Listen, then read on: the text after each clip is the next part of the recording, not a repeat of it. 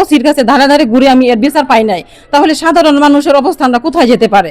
আমি গাজীপুরের শ্রীপুর উপজেলার তালতলী এলাকায় তুচ্ছ ঘটনাকে কেন্দ্র করে থানা পুলিশ মামলা রুজু করেছে। ওই ঘটনায় অপরদিকে গুরুতর আহত হয়েছে, তার মামলা না নেওয়ার অভিযোগ উঠেছে শ্রীপুর থানা পুলিশের বিরুদ্ধে। এদিকে এ এলাকায় কাঁঠালপাড়াকে কেন্দ্র করে একটি ঘটনা ঘটে। ওই ঘটনায় গুরুতর আহত হয় ফারুক নামের এক ব্যক্তি। এই ঘটনায় সাজিয়ে গুছিয়ে মিথ্যা মামলা দেওয়া হয়েছে এমন অভিযোগ ফারুকের স্ত্রী রুনা আক্তারের। তিনি সহকারী শিক্ষক, তালতলী সরকারি প্রাথমিক বিদ্যালয়ের। তিনি প্রতিষ্ঠানে কর্মরত অবস্থায় তাকে মামলায় ফাঁসানো হয়েছে এমনটা দাবি করছেন তিনি। একজন শিক্ষক হয়ে আমার এরকম কঠিন একটা আহত হওয়ার পরে আমি থানায় ওসির কাছে ধারে ধারে ঘুরে আমি এর বিচার পাই নাই, তাহলে সাধারণ মানুষের অবস্থানটা কোথায় যেতে পারে? আমি তো নিরপরাধ। আমার জিনিসটা তো অন্তত পক্ষে ওসির একবার দেখা উচিত ছিল যে একজন টিচার হয়ে সে তো স্কুলে উপস্থিত হয়। এখন অনলাইনে হাজিরা হয়েছে, তাহলে সে স্কুলে হয়ে থেকে সে কিভাবে মারামারি করছে এটা না জেনে, অবগত না হয়ে উনি কিভাবে আমাকে এভাবে হেনস্থ করলো? একজন অসুস্থ মানুষ, ওকে মাথার মধ্যে দা দিয়ে কূপ দিছে, 10টা সেলাইয়ের উপরে লাগছে। ওনাকে নিয়ে আমি এখন মনে করেন সঠিকভাবে যে আমি সুচিকিৎসা করবো বা সেবা যত্ন আমি সেটা আমি করতে পারতেছি না। আমার হাজব্যান্ড যখন কিছু কথা বলে, 2-1 মিনিট কথা বলে, সে চোখে ঝাপসা দেখে, সামনে যাকে দেখে সবাইকে তার একরকম মনে হয়। আমি এখন আমার হাজব্যান্ডকে নিয়ে এখন ফেরারি আসামি হয়ে আমি ঘুরতেছি, পলায় আছি, যে কোনো মুহূর্তে আমাকে এবং আমার হাজব্যান্ডকে ধরে নিতে পারে, এই ভয়ে আছি আমি।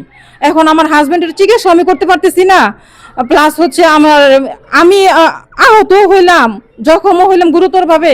আমি এখন ফেরারি আসামি হয়ে আমার হাজব্যান্ডকে নিয়ে আমি পলায়ে আছি। এই ঘটনার আদপান্ত জানতে আমরা স্থানীয়দের সাথে কথা বলবো।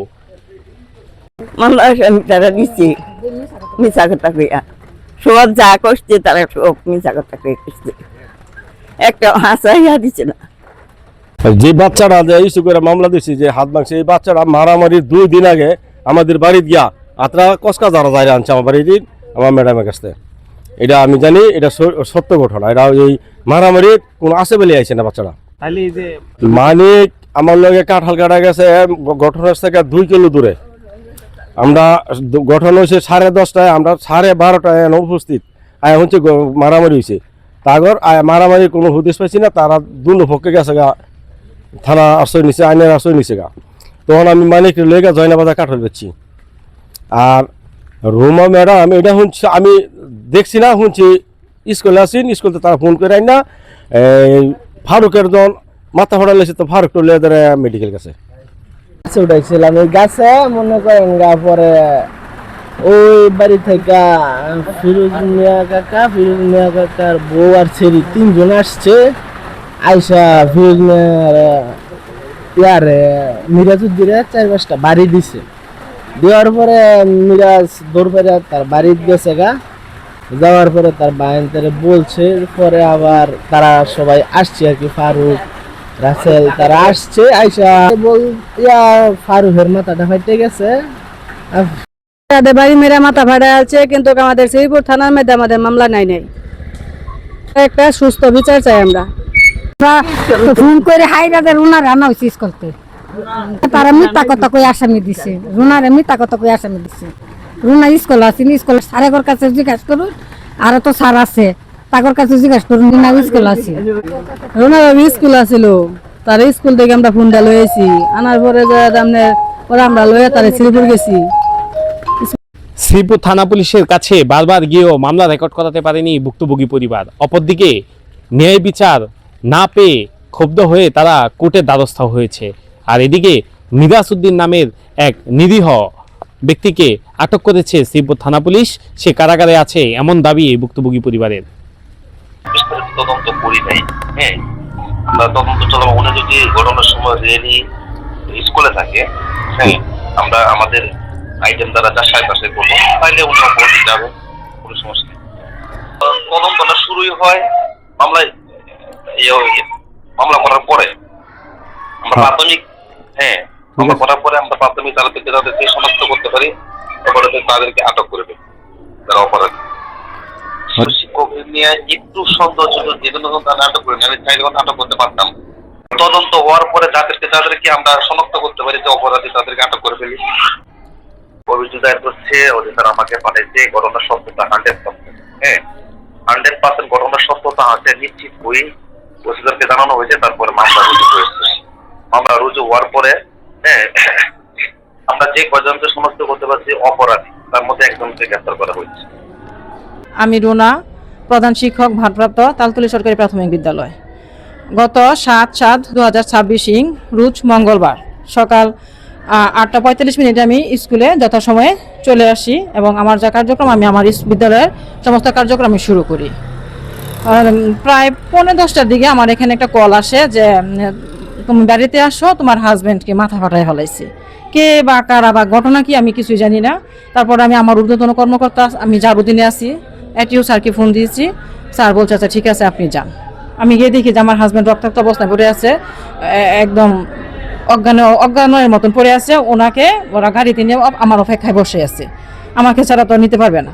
তো আমি গিয়ে শুধু জাস্ট গাড়িতে উঠছি, ঘটনা কি আমি জানি নাই।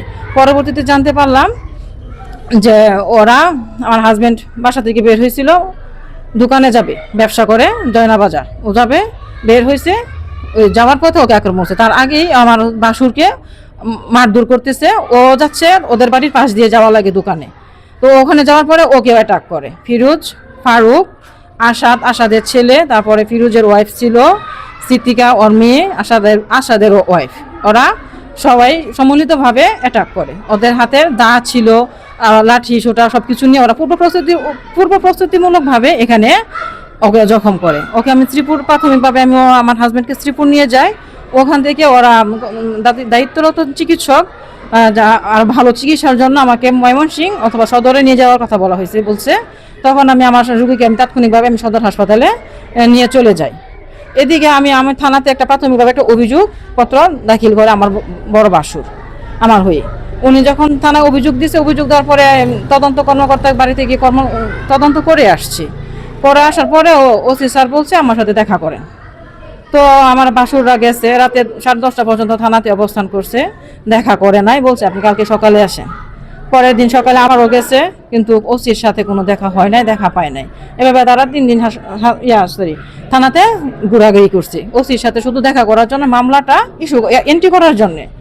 তারপরে আমি আসছি বৃহস্পতিবার দিন, আমি এসে থানাতে গেছি। তখন গিয়ে শুনি যে ওসি স্যার নেই, ছুটিতে আছেন, ওনার দায়িত্বে আছেন সঞ্জয় স্যার। তো ওনার সাথে আমি দেখা করলাম।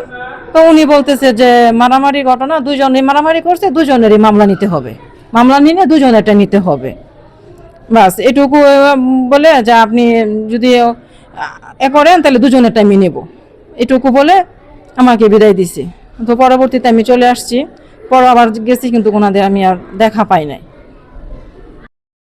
20 টাকা দিছে আমার কোথায় নিয়ে 20 টাকা থেকে বিনা দোষে মার গেলে হচ্ছে, কেউ দুর্দশার দোষে মারছে, বাকি অন্যায় হচ্ছে ওরা করছে, বিনা দোষে মার গেলে দিচ্ছে।